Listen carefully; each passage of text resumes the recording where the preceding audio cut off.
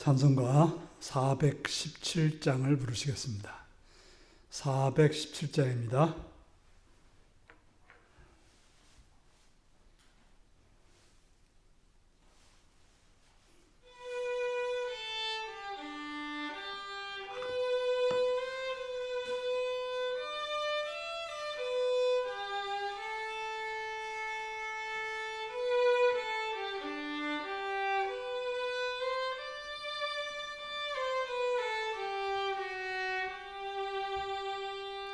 주 예수 넓은 품에 나 편히 안겨서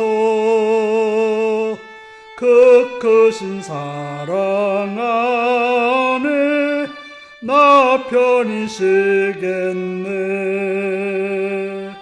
영광의 들을 지나 저 푸른 바다 건너 천사의 노랫소리 내 귀에 들리네. 주 예수 넓은 품에 나 편히 안겨서 그 크신 사랑 안에 나 편히 쉬겠네. 주 예수 넓은 품에 나 편히 안기니 이 세상 악한 세력 날 잊지 못하네. 슬픔과 근심 걱정 이후에 없으리니 시험이 닥쳐와도 나 염려 없겠네. 주 예수 넓은 품에 나 편히 안겨서 그 크신 사랑 안에 나 편히 쉬겠네. 주 예수 죄인 위에 십자가 졌으니 이 만세 반석 위에 나 굳게 서겠네. 밤 지나가기까지 나 참고 기다리며 새 아침 동터올 때 주 만나 뵙겠네.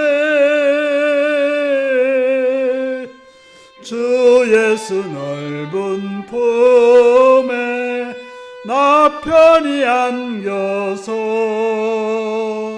그 크신 사랑 안에 나 편히 쉬겠네.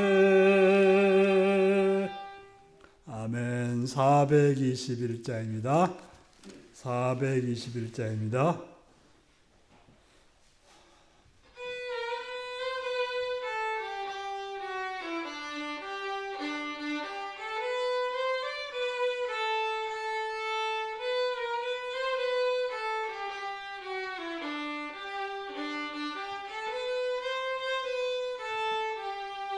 내가 예수 믿고서 제사함 받아 나의 모든 것 다 변했네. 지금 내가 가는 길 천국 길이요 주의 피로 내 죄가 씻겼네. 나의 모든 것 변하고 그 피로 구속받았네. 하나님은 나의 구원 되시오니 내게 정죄함 없더이네. 주님 맑은 빛 대사 어둠에 치니 나의 모든 것 다 변했네. 지금 내가 주 앞에 온전케 됨은 주의 공로를 의지함일세. 나의 모든 것 변하고 그 피로 구속받았네. 하나님은 나의 구원 되시오니 내게 정죄함 없겠네. 내게 성령 임하고 그 크신 사랑 나의 맘에 가득 채우며 모든 공포 내게서 물리치시니 내 맘 항상 주 안에 있겠네. 나의 모든 것 변하고 그 피로 구속받았네. 하나님은 나의 구원 되시오니 내게 정죄함 없겠네. 아멘. 423장입니다.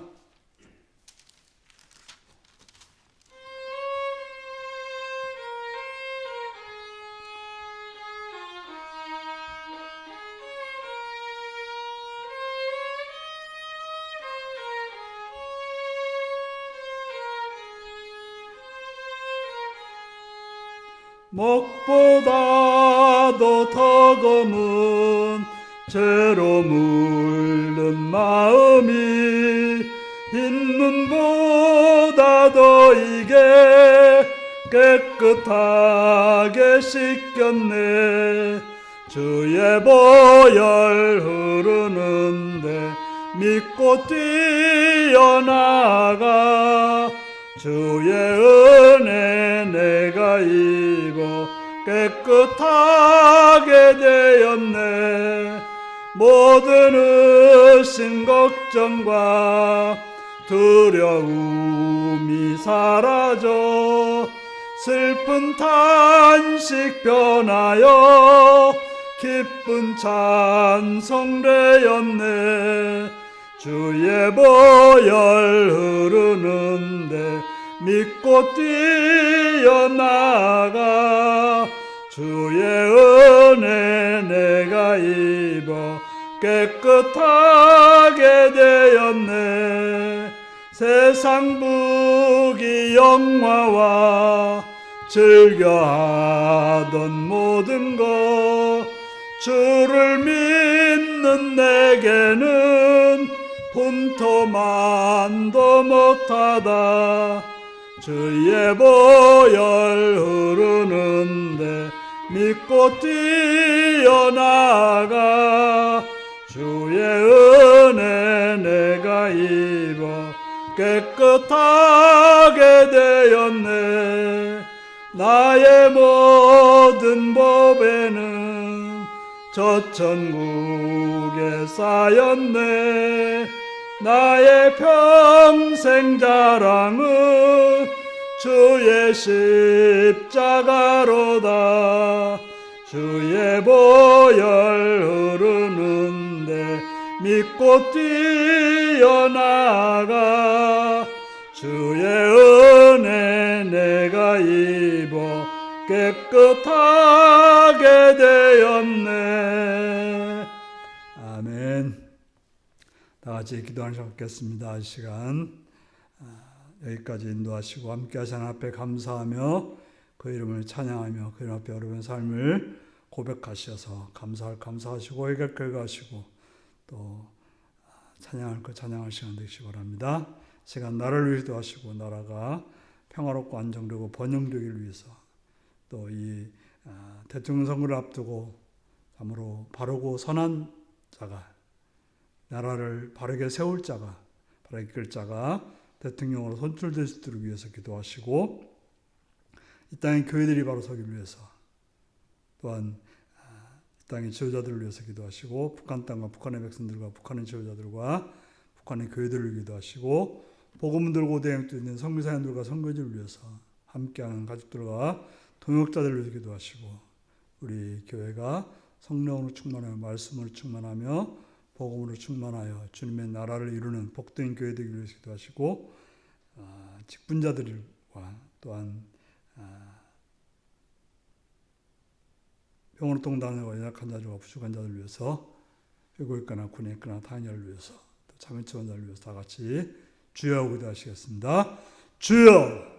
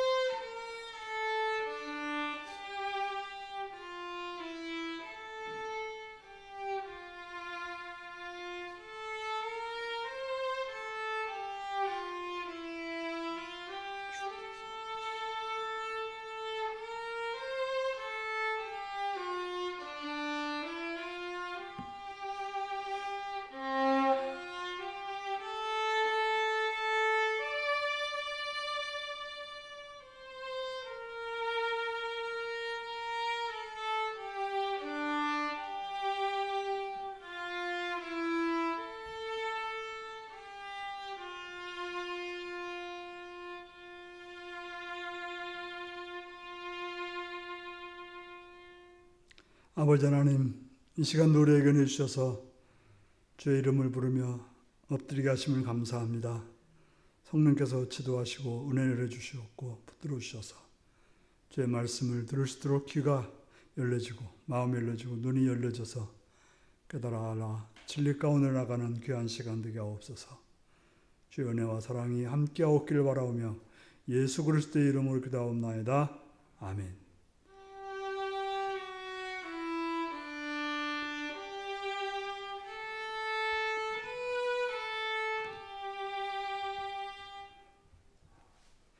이 시간 우리에게 주신 하나님 말씀은 열왕기상 11장 1절에서 13절까지 말씀입니다.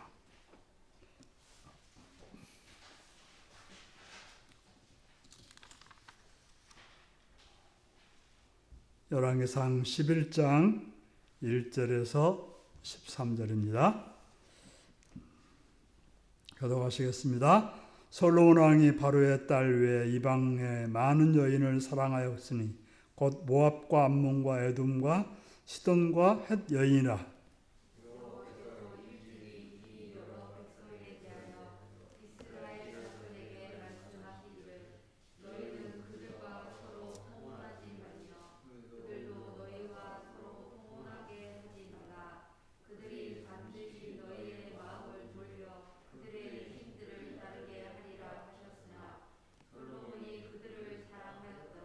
왕은 후궁이 700명이요 첩이 300명이라 그 여인들이 왕의 마음을 돌아서게 하였더라. 솔로몬의 나이가 많을 때에 그 여인들이 그의 마음을 돌려 다른 신들을 따르게 하였으므로 왕의 마음이 그의 아버지 다윗의 마음과 같지 아니하여 그의 하나님 여호와 앞에 온전하지 못하였으니 이는 시돈 사람의 여신 아스타롯을 따르고 안몬 사람의 가증한 밀곰을 따름이라. 솔로몬이 여호와의 눈앞에서 악을 행하여 그의 아버지 다윗이 여호와를 온전히 따름같이 따르지 아니하고 모압에 가증한 그못을 위하여 예루살렘 앞 산에 산당을 지었고 또 암몬 자손의 가증한 몰록을 위하여 그와 같이 하였으며 그가 또 그의 이방 여인들을 위하여 다 그와 같이 한지라. 그들이 자기의 신들에게 분향하며 제사하였더라. 솔로몬이 마음을 돌려 이스라엘의 하나님 여호와를 떠남으로 여호와께서 그에게 진노하시니 진라 여호와께서 일찍이 2번이나 그에게 나타나시고 이를 대하여 명령하사 다른 신을 따르지 말라 하셨으나 그가 여호와의 명령을 지키지 않았으므로 여호와께서 솔로몬에게 말씀하시되 내가 이러한 일이 있었고 또 내가 내 언약과 내가 내게 명령한 법도를 지키지 아니하였으니 내가 반드시 이 나라를 내게서 빼앗아 내 신하에게 주리라. 그러나 내 아버지 다윗을 위하여 내 세대에는 이 일을 행하지 아니하고 내 아들의 손에서 빼앗으려니와 같이 읽습니다. 오직 내가 이 나라를 다 빼앗지 아니하고 내 종 다윗과 내가 택한 예루살렘을 위하여 한 지파를 내 아들에게 주리라 하셨더라. 아멘. 예, 사랑하고 축복합니다. 예수님을 사랑하시는 분들은 아멘 하시기 바랍니다. 아멘. 시간 말씀을 듣고 은혜 받기를 원하시면 아멘 하시기 바랍니다. 아멘. 오늘은 진노하시는 하나님이라는 제목으로 말씀을 나누겠습니다. 들어가기 전에 목욕탕의 내 남자의 이야기라는 서론 이야기가 있는데요. 여러분들이 들었을 그런 이야기입니다. 4명의 남자가 목욕탕에 갔는데 얼굴에 똑같은 자국들이 있었습니다. 누군가에게 맞아서 눈탱이가 하나씩 다 퍼렇게 되었던 것입니다. 그래서 국무부에서 물었던 것이죠. 먼저 50대에게 물었어요. 너는 어떻게 해서 이렇게 눈이 퍼졌냐? 그랬더니 아내가 화장을 하길래 여보 어디가? 그랬더니 갑자기 주먹이 날라와서 이렇게 멍이 들었다고 합니다. 그래서 이제 60대에 물어요. 당신은 왜 그랬어? 그랬더니 식사 때가 돼가지고 밥 안 줘? 그랬다가 갑자기 주먹이 날라와서 한 대 맞았다고 하는 것입니다. 70대가 물었어요. 70대에 물었더니 자기는 아무 말도 안 했다는 거예요. 뭐 어디 가냐고도 안 했고 밥 달라고도 안 했는데 갑자기 동창회 갔다 온 아내가 무조건 때리더래요. 그래서 왜 때리냐고 했더니 다른 사람 남편들은 다 죽었는데 왜 당신은 살았느냐고 때리더라는 거예요. 그래서 이제 80대에게 마지막 물었죠. 아니, 당신은 왜 그랬어? 그랬더니 나는 말도 하지 않았고 아내가 동창회를 갔다 오지 않았는데 아침에 눈 떴다고 맞았다는 것입니다. 참 웃을 수도 없고 안 웃을 수 없는 그런 이야기입니다. 이야기 속에는 여자가 얼마나 강한지를 보여주는 그런 이야기입니다. 보통 여자는 약하다고 하지만 아내는 강한 것 같습니다. 특별히 아줌마는, 대한민국의 아줌마는 아주 강합니다. 특별히 남편에게 있어서 아내는 강합니다. 그래서 좋은 아내를 만나는 남편은 복 중에 복입니다. 그래서 강한 것을 잘 쓰면 참 좋은 것이지만 강한 것이 잘못 쓰여졌을 때 완전히 망하는 일이 생기는 것입니다. 쉽게 우리가 칼이 그렇고 칼이 강하지만 칼을 잘 쓰면 좋은 음식이 나오고 잘못 쓰면 사람을 죽이는 데 쓰기도 하는 것입니다. 불도 그렇습니다. 불도 잘 쓰면 우리를 따뜻하게 하고 좋은 음식을 만들고 뭐 여러 가지 어둠을 밝히는 일을 쓸 수 있지만 잘못 쓰면 모든 걸 다 망쳐놓는 그런 결과를 낳게 되는 것입니다. 우리는 앞에서 계속해서 솔로몬이 얼마나 강한지, 얼마나 잘났는지, 얼마나 누렸는지, 얼마나 가졌는지를 살펴보았습니다. 그런데 그것들이 어떤 결과를 나타내는지 오늘 본문은 보여주고 있습니다. 특별히 솔로몬에게는 모든 남자들이 부러워할 만한 아주 화려한 여인들이 넘쳐나고 있었다라고 말하고 있습니다. 몇 명쯤 있었어요? 후궁이 700명. 역사 속에 이런 사람이 있었을까요? 물론 뭐 삼천 진시황제 어쩌고 하지만은 첩이 300명.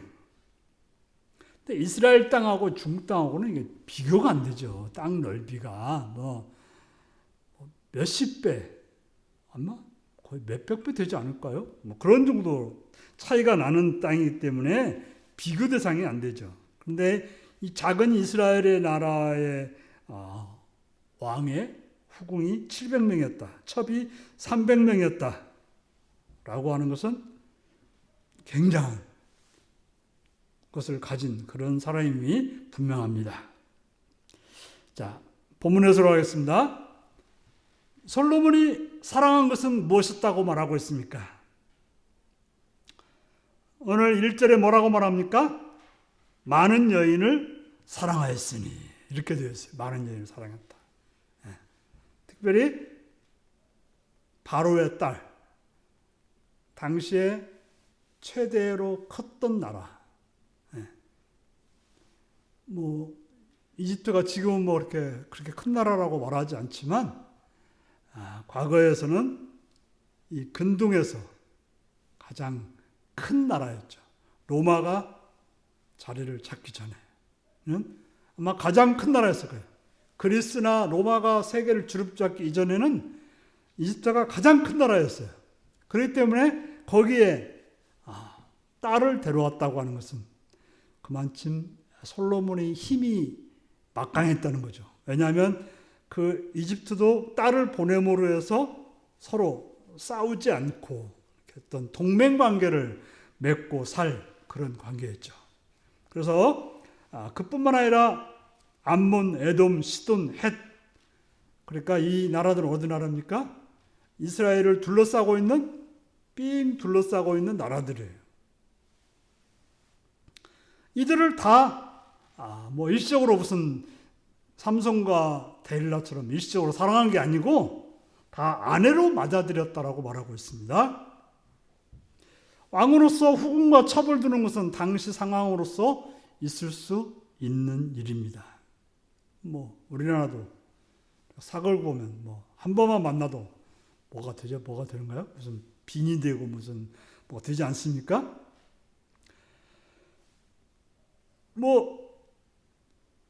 왕으로서 후궁이 몇 명이고 그것이 문제되는 것은 아니었습니다. 그런데 오늘 본문에서 문제가 되었던 건 뭐가 문제입니까? 이방 여인을 아내로 두었다라는 것입니다. 하나님 믿는 사람이 아니라 우상을 섬기는 자를 아내로 두었다는 것입니다.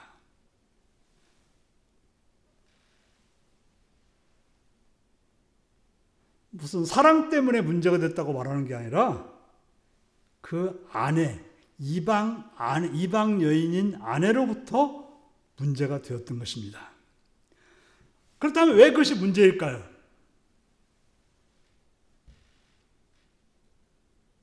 보통 힘이 약한 왕은 다른 이방 여인을 통해서 다른 이방에서 힘을 키우기 위해서 결혼했어요. 자기 약하니까 동맹을 맺으면 그쪽에 그 공주나 이런 사람들을 데려와 가지고 서로 힘을 키우는. 그래서 어떤 힘 때문에 그런 일을 하게 됐던 거죠. 그래서 또 내가 약하면 공주를 보내서 또 이렇게 시집을 가기도 했던 것이죠. 그래서 우리나라도 일제시대 전에 마지막 황녀인 덕혜옹주가 강제로 일본으로 시집을 가기도 했습니다.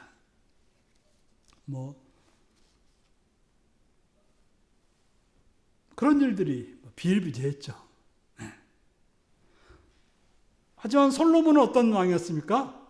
강한 왕이었죠. 그렇다 어디 속도 아니고 간섭을 받는 그런 나라도 아니고 조공을 바치는 그런 나라도 아니었습니다. 그런데 그는 왜 그러면 이런 이방 여인들을 아내로 삼았느냐? 좋아서. 쉽게 말하면 예쁘다고 평만 나오면 가서 데려왔던 것 같아요. 좋아서 사랑해서 많은 여인들을 아내로 맞이했습니다. 그러니까 오늘 제가 예를 들었듯이 강하고 무섭다는 아내가 몇 명이 됐다고요? 실제로 정궁 뭐라고요? 후궁 말고 뭐라고 하죠? 진짜 아내는 또 있었겠죠. 또 이제 후궁만 1000명이 되었다는 거죠. 대단한 것 같은데요. 여기서 보면 솔로몬이 힘이 있고 능력이 있을 때는 그 많은 아내가 문제가 되지 않았어요. 자기가 그들을 다 통제하고 그들을 이끌어갈 수가 있었던 거죠.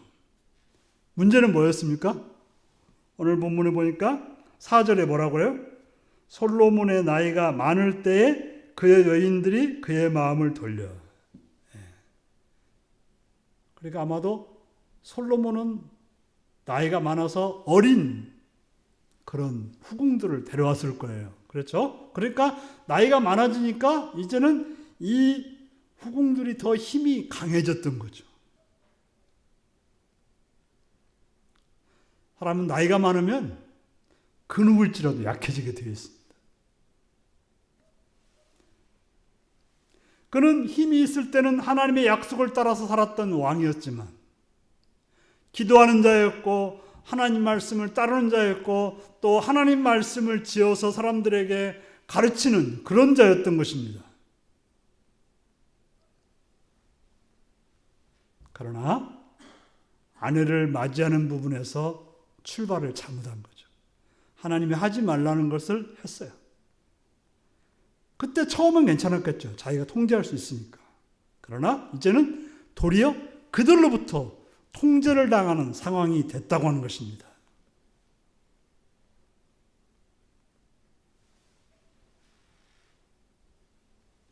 세 번째입니다. 솔로몬이 가진 모든 것으로 막지 못한 것은 무엇입니까? 우리가 솔로몬 어때요? 가진 것이 참 많은 사람이죠. 먼저 다윗의 아들이라고 하는 훌륭한 신앙의 아버지를 둔 자가 솔로몬이었어요. 또 그는 그 누구보다도 지혜가 많았죠. 지식이 많았어요. 그래서 먼 남방의 여왕까지 그 지식을 들으러 왔었고, 또 그가 모든 것을 논할 정도로 세계의 모든 나무나 모든 것에 대해서 논할 정도의 지식이 있었습니다. 또한 많은 권력이 있었고, 주변의 많은 나라들이 그에게 조공을 바쳤고, 얼마나 금이 많았든지 금 가지고 뭐 했다고요? 방패를 만들. 얼마짜리 방패? 초산도 1억짜리 방패를 만들었어요.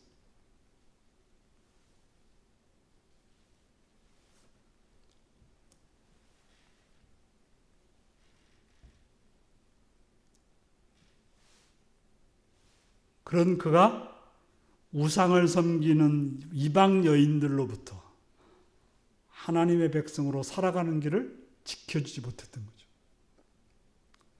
그는 하나님의 백성이 하나님의 말씀으로 살아야 되는데 이방 여인들에 둘러싸여서, 그래서 성전이 뭐가 됐어요? 완전히 잡신들의 단지가 되어버렸어요. 그래서 모든 주변의 우상, 주변 나라의 모든 우상들이 성전에 다 가득가득 쌓이는. 그래서 요거 보면 몰렉신 또 무슨 신 있습니까? 그모스, 또 바알도 있었겠죠. 다 그런 신전들을 갖다가 세워놨다는 거예요.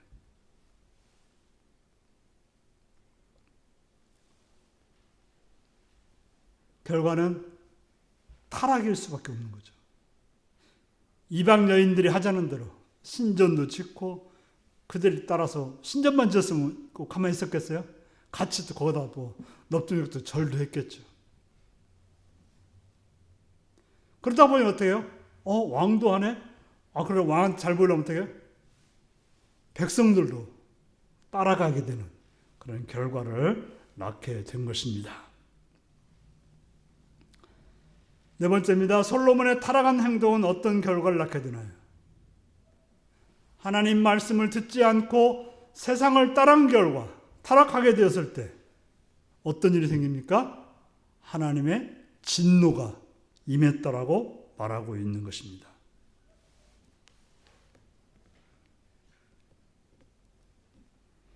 구절에 보니까 솔로몬이 마음을 돌려 이스라엘의 하나님 여호와를 떠남으로 여호와께서 그에게 진노하시니라.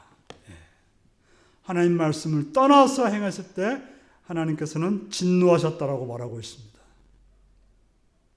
하나님이 진노하셨다고 하면 하나님의 저주가 임하는 거죠. 하나님의 음성을 듣고 살 때는 지혜와 부귀와 영화가 있었지만, 그렇지 않았을 때는 하나씩 빼앗아 가게 되었던 것입니다. 그래서 어떻게 해요? 내가 반드시 이 나라에서 내게서 빼앗아 내 신하에게 주리라. 나라를 빼앗아 신하에게 주겠다고 말하죠. 나중에 여로보암에게 뺏기는 거죠. 그러다 보니까 어떤 일이 벌어집니까? 적들이 강해지고 협력하는 자들이 반대하기 시작하고, 그래서 내 손에 있던 것들이 다 빠져나가게 되었던 것입니다.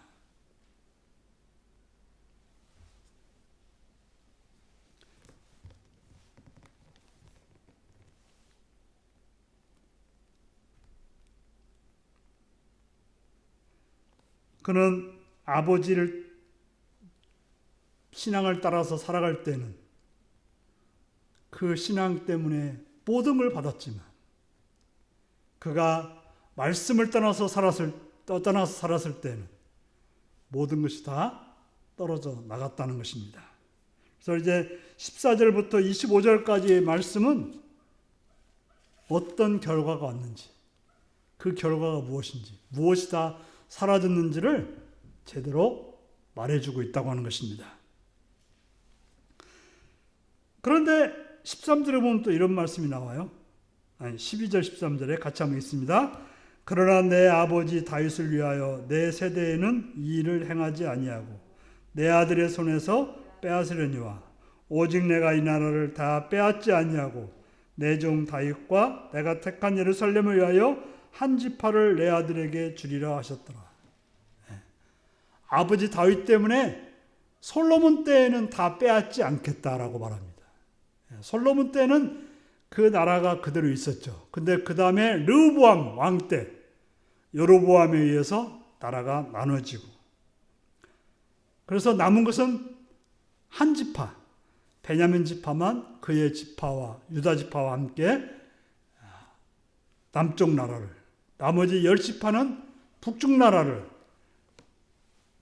나누어지게 되었던 것입니다.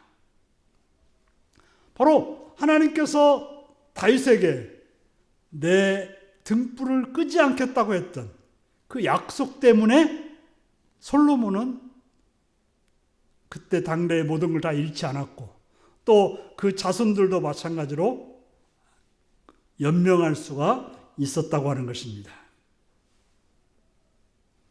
아버지 때문이 아니라 내가 바로 하나님께 바로 서서 은혜를 받고 살아야 될 것입니다. 적용입니다. 하나님이 여러분에게 주시는 것은 무엇입니까? 하나님 여러분들에게 복을 주고 있습니까? 진노를 하시고 있습니까? 그건 내가 지금 어떻게 하는가에 달려 있습니다. 하나님은 복 주시는 하나님이기도 하지만 진노하시는 하나님이라는 사실을 기억해야 될 것입니다. 그렇기 때문에 하나님 말씀을 따라서 살아갈 때 우리는 복을 받게 되는 것입니다. 그러므로 우리의 신앙은 어떻게 유지될 수 있습니까? 하나님의 음성을 듣고 살아갈 때 그것이 유지되는 것입니다. 그저 기도 열심히 한다고 유지되는 것이 아니라, 봉사 열심히 한다고 아니라 하나님 말씀을 듣고 순종하는 것, 그 길밖에는 우리의 신앙이 유지되는 길이고 그 길밖에는 복받는 길이라는 사실을 기억하시고 살아가시는 성도님들이 되시길 바랍니다. 다 같이 기도하겠습니다. 오늘 말씀을 이어가시면서 나는 지금 어떤 삶을 살고 있는지, 하나님께서 복을 주시고 있는지, 아니면 부모님 때문에 다른 사람 때문에 겨우 연명하고 살고 있지는 않는지 살피면서 다 같이 기도하시겠습니다.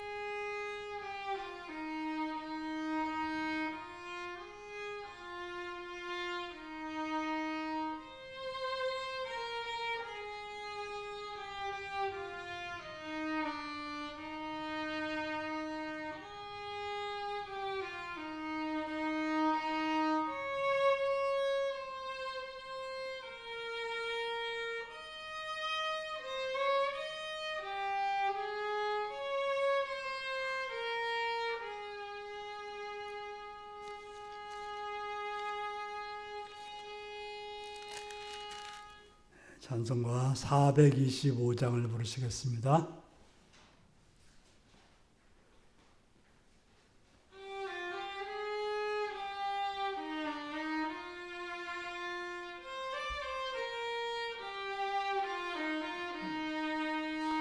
주님의 뜻을 이루소서.